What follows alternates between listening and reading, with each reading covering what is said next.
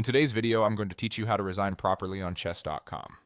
Resigning is a normal and respectful way to finish a game that you know you can't save. Instead of dragging things out or walking away from the board, resigning gives your opponent the well-earned win and keeps the experience enjoyable for both sides. Here's how it works. When you're ready to resign, look for the flag icon on your game screen.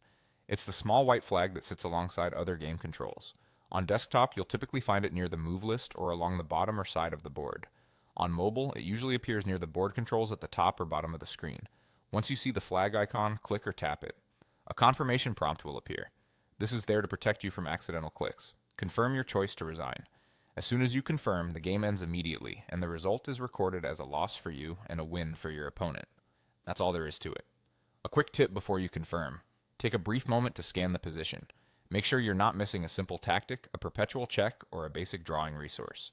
If you've double-checked and the position is clearly lost, resigning is the most professional and courteous option.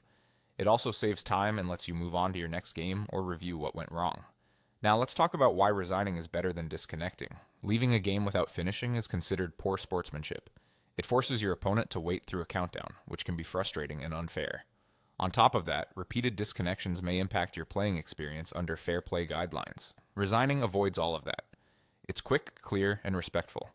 Importantly, both resigning and abandoning the game result in a loss, so choosing to resign is simply the better etiquette. After you resign, your rating will update accordingly, and you can immediately queue up another game or review the one you just played. Many players like to take a minute to analyze the critical moment that led to the resignation.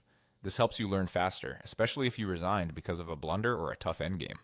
To recap, find the flag icon during your game, click or tap it, confirm your decision, and the game will end and count as a loss.